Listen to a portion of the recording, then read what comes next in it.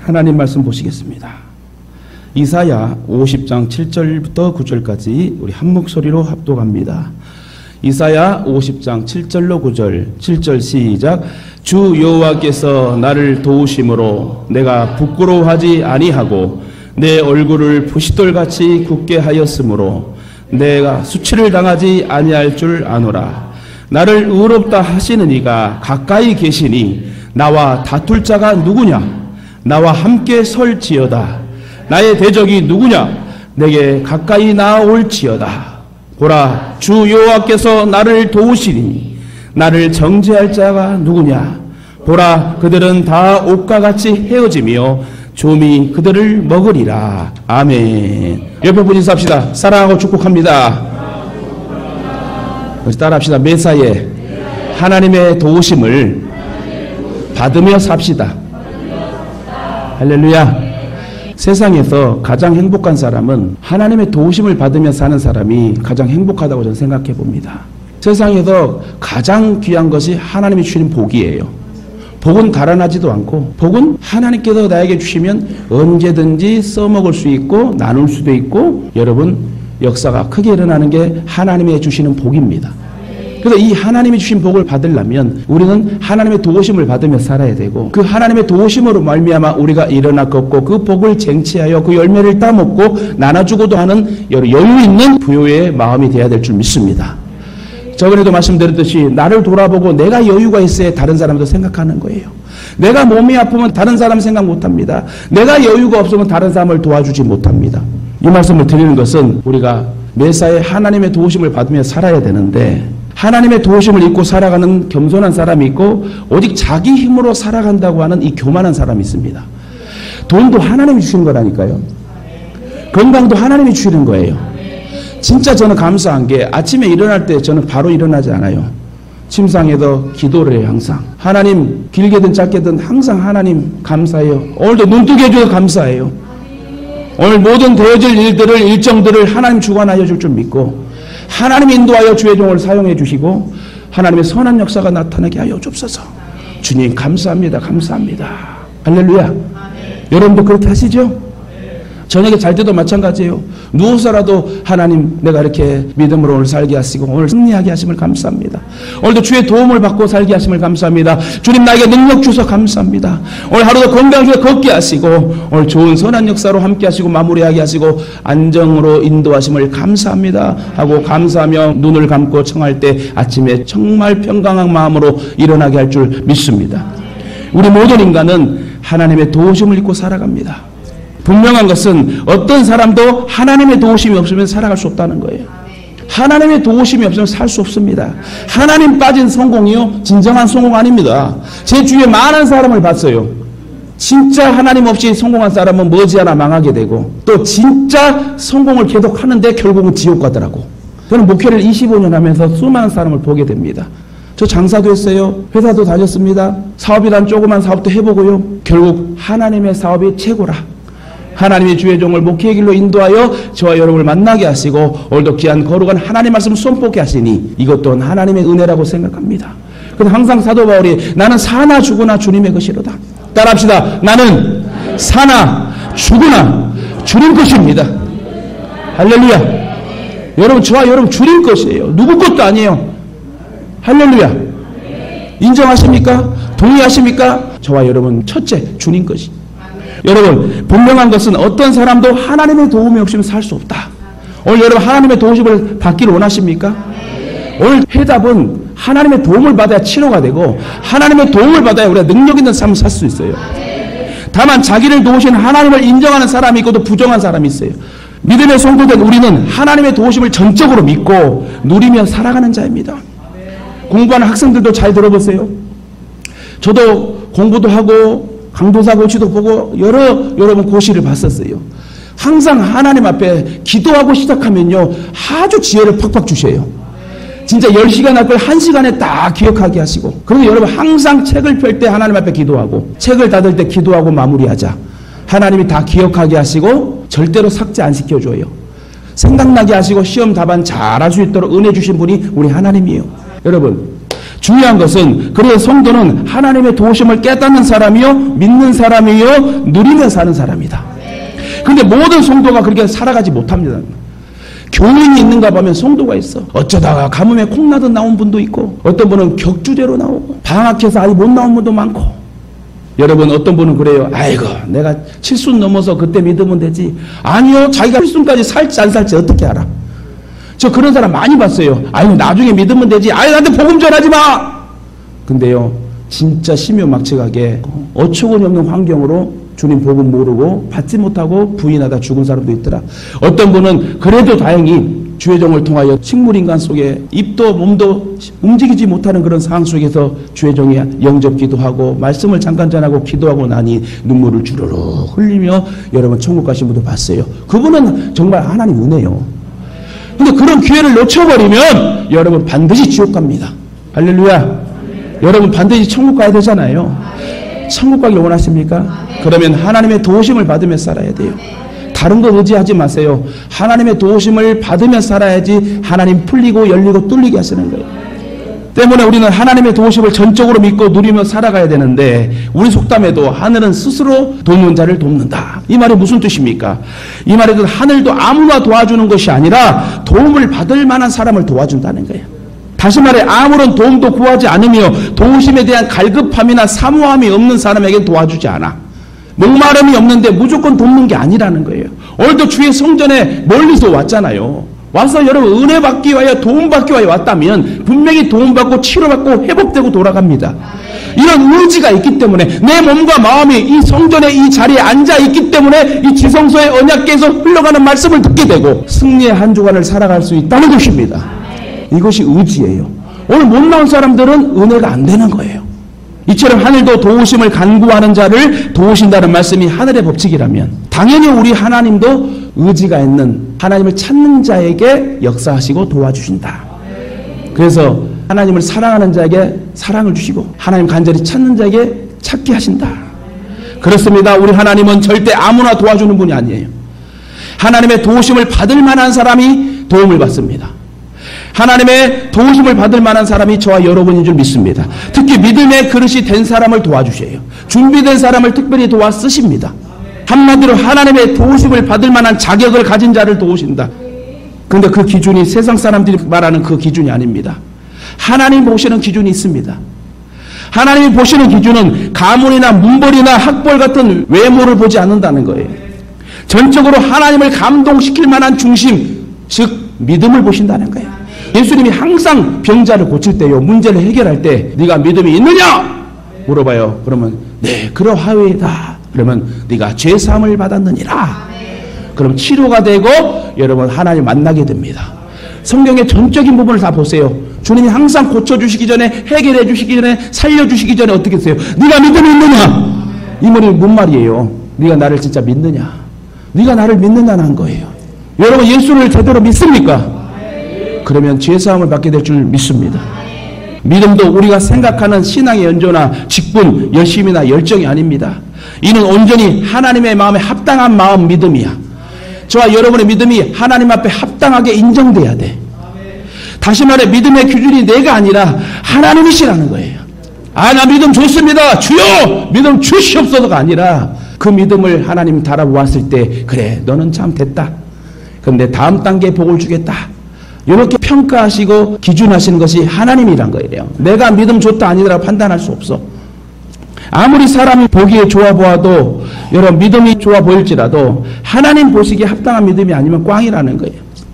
비록 사람이 보기에는 믿음이 없어 보이지만 또 하나님 보시기에 쟤는 진짜 내가 쓸 나의 그릇이다. 사울과 같이 사도행전 9장 1절에 15절의 내용처럼 그 사울을 바울로 계명하여 아름답게 쓰신 역사의 기록처럼 내가 이방인들을 위해서 택한 나의 그릇이라. 저 여러분도 죽어가는 생명들을 살리기 위하여 나를 구원받게 하시고 나를 쓰실 쓰임받는 주님의 그릇임을 잊지 마시기 바랍니다. 오늘 본문에 이사야가 처한 상황은 참으로 곤혹스럽습니다. 지금 자기 동족인 바벨론 포로들은 방향을 잡지 못합니다. 바벨론으로 끌려와서 70년 동안 다 차면 돌아온다는 걸 몰라요. 언제까지나 그냥 노예로 할아버지가 아버지가 손자가 또 태어날 사람이 노예니 우리는 노예의 민족인가 보다. 소망 없는 상황입니다. 다윗 왕조가 다시 회복될 기미가 보이지 않습니다. 예루살렘 성전이 없으니 제사도 드리지 못합니다. 여러분 우리 교회 성전이 있어도 감사해야 돼요. 내가 제사 드리고 예배 드릴 수 있는 이 예동에 성전이 있다는 거 얼마나 감사할 일이에요. 근데 바벨론으로 끌려간 이스라엘 백성들은 예루살렘 성전이 없잖아요. 제사를 못 드립니다. 미치는 거예요. 제사 예배 못 드리면 몸이 아파요. 나중에 심각하게 말라 죽게 됩니다. 내 영이 살아야, 그래서 범사에 내 영혼이 잘 돼야 육신이 평안하는 거예요. 예루살렘 성전이 없이 제사도 드리지 못합니다. 주변 제국의 틈바구니에서 버텨낼 자신도 없습니다. 하나님이 자신들을 돌봐준다는 확신도 없습니다. 이런 상황이 되면 대부분의 사람들은 현실과 타협합니다. 에이, 하나님 날 버렸어. 그래, 이렇게라도 살아봐야지. 바벨론 제국의 체제 안에서 어찌하든 생존할 수 있는 기회만 찾습니다. 이게 무슨 말이냐? 세상 것만 보게 되는 거예요. 이제 세상과 타협하는 거예요. 에이, 하나님도 나 버렸으니까 나도 하나님 없이 내 힘으로 살아봐야지. 어쩔 수 없죠. 사람이 어려움을 당하게 되면. 이게 모든 보통 사람들의 생각입니다. 예를 들어 소나기 올 때는 일단 피하는 게 상책이잖아요. 소나기 오는데 와 좋다 이런 사람 있어요? 없어요. 마찬가지로 골치 아픈 일, 환난의 일이 생기면 피하고 싶은 게 사람의 인지상정입니다. 이사야도 그렇게 생각을 모르는 게 아니에요. 이 이스라엘 백성, 포로 백성들이 그런 생각이 여러분 이해가 되고 다 이해가 됐습니다. 그러나 다만 하나님이 외면당하는 것, 즉 하나님 말씀이 침묵당하는 것에 대해서 화가 났습니다. 그래서 이사야는 오늘 이사야 50장 2절에 하나님의 말씀을 다음과 같이 전했어요. 여기에 이사야의 절박한 마음이 녹아져 있는데 어떻게 얘기했냐면 내가 왔어도 사람이 없었으며 내가 불러도 대답하는 자가 없었으면 어찌 됨이냐? 내 손이 어찌 짧아 구속하지 못하겠느냐? 내가 어찌 건질 능력이 없겠느냐? 여러분 무슨 말씀이야? 하나님의 말씀이야. 그 어렵고 고통당하는 그 자녀들을 하나님 보고 그냥 놔두실까요?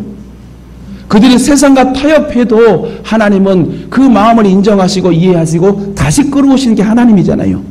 이쯤 와서 또 말씀드리는 100만 번 우리가 죄를 지어도 100만 번 하나님을 떠나도 100만 번째 찾아와서 우리를 끌어안으신 분이 우리 하나님이야. 그렇습니다. 이사야 예언을 거부하는 세력은 2차적으로 바벨론의 포로로 잡혀온 예루살렘 사람 중에도 있었습니다. 예루살렘 사람 이스라엘 백성들은 이사야 선지자의 말을 들었어야 돼요. 근데 거부합니다. 아니다. 하나님 우리를 버렸다.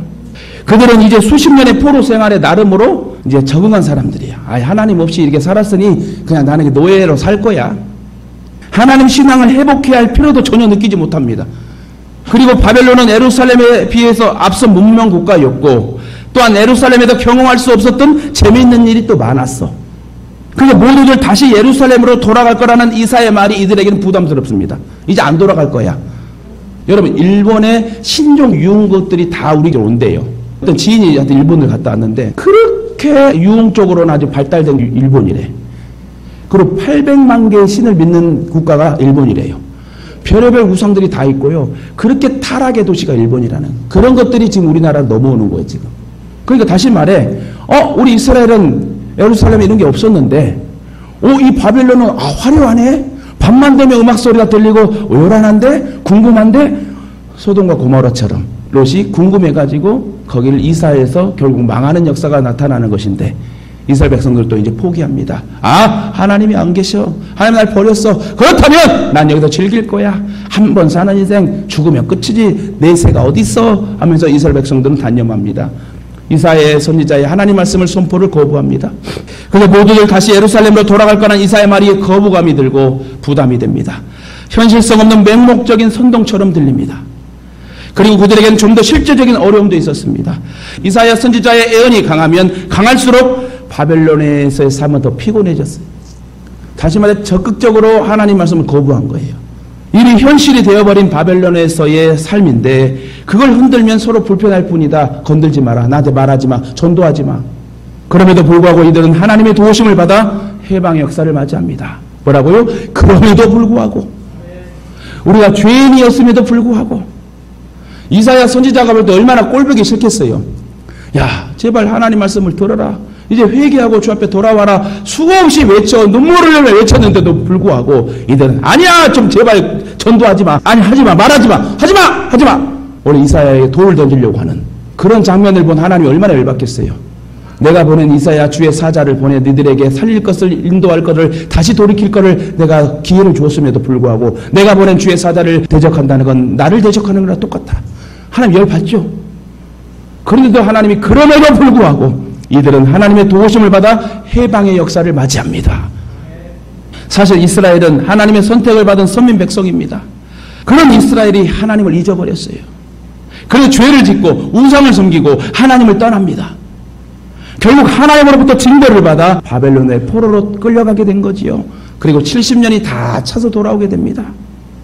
70년 동안 그들은 피눈물 나는 포로 생활을 합니다. 마침내 BC 538년 바사왕 고레스 왕의 칙령이 떨어져 모두 예루살렘으로 돌아오게 되죠. 하나님의 은혜로. 하나님의 자녀는 하나님 지키십니다. 사실 바벨론에서의 포로로 살아갈 때 그들이 고국으로 귀환할 것이란 희망은 하나도 없었습니다. 미래가 암담하고 캄캄했습니다. 이사야 선지자의 하나님 말씀도 들리지 않았습니다. 이대로 살다 죽으면 되지라는 그런 마음을 가지고 단념했습니다. 그래서 포로족 일부는 바벨론에서의 현지인과 결혼하여 아이를 낳고 정착하여 아이 하나님을 떠나 바벨론 우상을 섬기는 가정이 많았습니다. 그러나 일부는 가지고 온 보따리를 풀지 않고 언젠간 돌아갈 날을 기다리면서 미정착지로 사는 사람도 있었습니다. 그들의 삶은 고달팠어요. 고난의 외로운 삶이었습니다. 그래서 시편 137편에 보면 이런 말씀이 써 있습니다. 우리가 바벨론의 어느 강변에 앉아 시온을 기억하며 울었다. 그렇게 살아가던 그들에게 하나님의 도우심으로 어느 날 해방령이 떨어졌습니다. 저는 그래요. 이렇게 꼴보기 싫은 일을 하는데 하나님 왜 용서하지? 왜 용서할까요? 그 중에 누군가는 기도했을 것 같아요. 한 사람이라도 깨어있으면 하나님 저를 봐서라도 이 모든 민족을 좀 기회를 주세요. 불쌍히 여겨주세요. 이렇게 모세와 같이 도구로 기도하는 그런 믿음의 백성이 있었기 때문에 하나님이 은혜를 베풀어 주지 않았을까나. 그러다가 그들은 모두 기쁨으로 70년을 채우고 고국으로 돌아갑니다. 이는 꿈만 같은 기적의 역사입니다. 본론으로 들어가 그렇다면 과연 하나님은 어떤 사람을 도울까요? 첫 번째, 매사에 무슨 일이든지 즐겁고 기쁨으로 감당한 사람을 도와요. 여러분 얼굴 찡그리지 마요. 항상 기쁨과 즐거움으로 나가세요. 인상이 좋아야 돼. 사람이 서글서글해야 되고 남을 배려해야 돼. 독일에 있는 한 교회에서 예배당을 지을 때의 에피소드입니다. 그때는 목조로만 지었는데 이제 시기가 좀 지나서 처음으로 돌로 이제 예배당을 짓게 됩니다. 돌로 된 예배당을 짓다 보니 많은 석공들이 동원되었습니다. 그 교회 목사님이 어떤 석공에게 당신은 어떻게 여기 와서 일을 하십니까? 했더만 그 석공이 하는 말이 아이고 죽지 못해 일합니다 하고 목사에게 쏘아붙입니다. 다시 두 번째 석공에게 목사님이 물어봅니다. 그러자 그 석수가 대답하기를 자기 가족이 5명이기에 할 수 없이 불칠은 해야지요 하면서 말을 하답니다. 마지막으로 세 번째 석수에게 물었더니 자기는 다른 곳에서 석공 일을 하고 있었는데 마침 교회가 돌로 예배당을 짓는다는 소식을 듣고 나를 좀 써달라고 왔습니다. 그럼에도 비록 여기는 다른 곳보다 돈이 좀 덜 받지만 내 평생에 예배당을 2번 질 수 있겠는가 하고 예배당을 짓기 때문에 제가 왔습니다. 기쁨으로 왔습니다. 여러분 성전 짓는 게 기쁨이요. 그래서 기쁜 마음으로 일을 하더래요. 그 목사가 세 사람에게 물어봤는데 마지막 사람이 여러분 얼마나 복을 받았겠어요. 주의종도 마찬가지예요. 열심히 하고 기쁨으로 목회자를 도와 교회를 막 으쌰으쌰 부흥시킨 사람 막 생각나고 그 자리에 앉아나가 축복기도 한다니까. 역대상 15장 25절에 보면 법궤를 이동하는 장면이 보냅니다. 법궤를 다윗성으로 옮기려고 하는데 문제가 터져요. 역대상 15장 25절에 보면. 근데 온 백성이 언약궤 법궤가 다윗성으로 옮겨질 때 기뻐하고 즐거워합니다. 다윗도 즐거워했고 이스라엘 장로들과 천부장들과 모든 레위인들이 즐거워했습니다. 아, 주의 언약궤가 오는구나. 하나님은 그런 자를 도우실 수밖에 없지요. 하나님의 모든 일은 기쁘고 즐거운 일입니다. 그러므로 우리는 주님의 일을 기쁘고 즐거운 마음으로 감당해야 된다는 거예요. 첫사랑이 회복돼야 돼요. 저와 여러분이 각자의 재능과 은사가 있어요. 그 재능과 은사를 주신 하나님이야. 그럼 먼저 성전을 먼저 생각하고 꾸미고 같이 함께 기도하며 나아간다면 하나님 그만 놔두시겠어요? 하나님의 집을 깨끗하게 하고 생각하는 사람에게 그냥 놔두시겠냐고. 분명히 30배, 60배, 100배, 만배의 결실로 갚아주실 줄 믿습니다. 그렇습니다. 하나님은 무슨 일이든지 기쁘고 즐겁게 하는 자를 도와요. 여러분도 밝은 사람이 좋지 않아요? 오늘 왔을 때는 밝았는데 내일은 찡그리고 또 모레는 밝았다가 또 그 글피는 또 찡그리고 이거 뭐 어떻게 살아? 여러분 예를 들어서 오늘은 비가 엄청 오고 내일은 밝았다 왔다 안 왔다 왔다 안 왔다 이거 못 살아요. 못 살아. 무슨 말인지 알겠습니까? 어떤 사람은 더 심해. 아침에 먹은 마음이 오전에 오후 점심 먹고 또 바뀌어. 오두방정 감정 기복 이거 다 버려야 돼요. 그걸 빨리 버렸을 때 철들고 믿음의 복을 받는 거예요. 매사에 같은 일이라도 즐겁게 하는 사람. 그럴 때는 하나님이 어떤 사람을 기뻐합니까? 어떤 사람을 도우신다고요? 하나님 무슨 일이든 즐겁고 기쁘게 행복하게 하는 사람들. 이는 사람도 마찬가지입니다. 맡겨진 일을 뭉치렁거리고 이제 목회자가 이제 일을 시킬 때에 아이고 내가 기쁨으로 하겠습니다 하고 막 하면 좋은데 아이고 또 목사님 나 시키네. 일할 사람 나밖에 없나? 나는 왜 교회에서 5가지 일을 하지? 이래버리면 여러분 그건 일이에요. 하지 말아야 돼.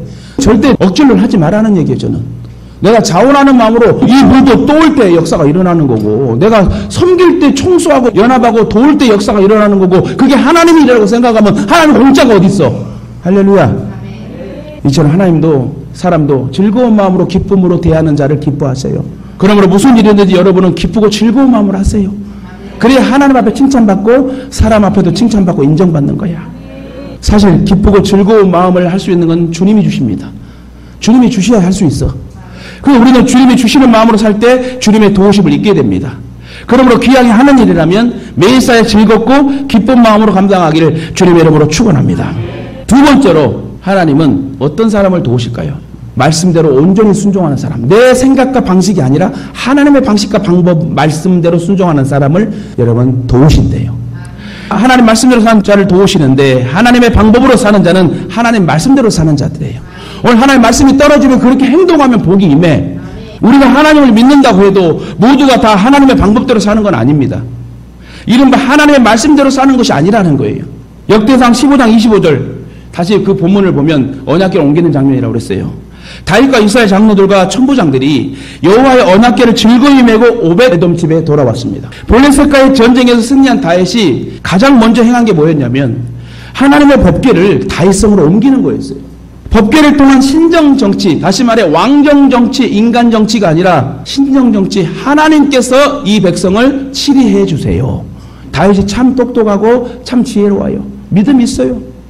그래서 법궤를 모시고 오는 것이 자기의 첫째 소망이었어요. 블레셋과 전쟁에 승리한 후에. 그래서 그는 아미나답의 집에 지금까지 무방비 상태로 20년 동안 방치되었던 법궤를 자기 다윗성으로 옮겨오기로 계획합니다. 그 정성을 다해 새 수레를 준비합니다. 감히 하나님의 법궤를 이동하는데 사용하던 헌 수레를 사용할 수 있겠느냐? 그래서 새 수레를 삐쩍반쩍하게 만듭니다. 인간적으로 보면 참으로 아름다운 마음이에요. 다윗의 마음이. 하지만 아무리 우리가 하나님을 위하여 고상한 마음을 가질지라도 하나님이 기뻐하지 않으면 소용이 없어요.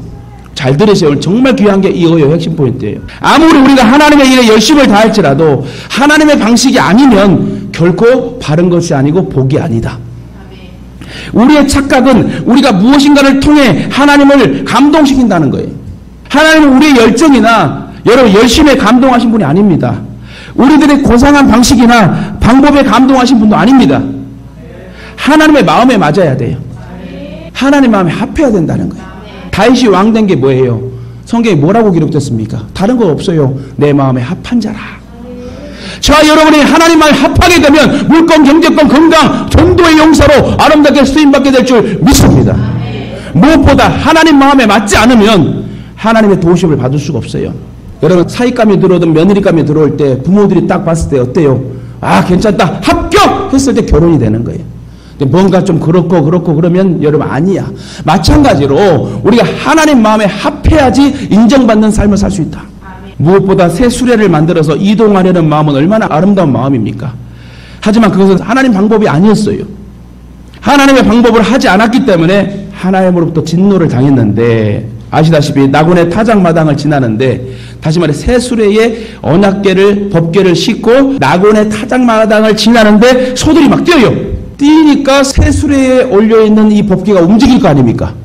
그때만 움직여 떨어질까 봐 우사가 그 언약궤에 손을 댑니다. 어떻게 됐어요? 바로 즉사했어요. 그래서 어떤 분은 이 성경의 말씀을 가지고 야 하나님이 그런 하나님 믿으면 되겠느냐고 세상 사람은 그렇게 비아냥거립니다. 하나님 방법이 아니었어요. 그 사건으로 다윗은 크게 낙심합니다. 그래서 하나님의 계획을 자기 성으로 모셔오는 것을 즐거워하지 않고 오히려 두려워하지요. 또한 엄청난 부담을 느끼게 됩니다. 그래서 오벳 에돔의 집으로 다시 메어갑니다. 근데 오벳 에돔의 집에 불과 석 달만 있었는데 오벳 에돔의 집과 가문이 크게 부흥해버려요. 그 소식을 다윗이 듣습니다.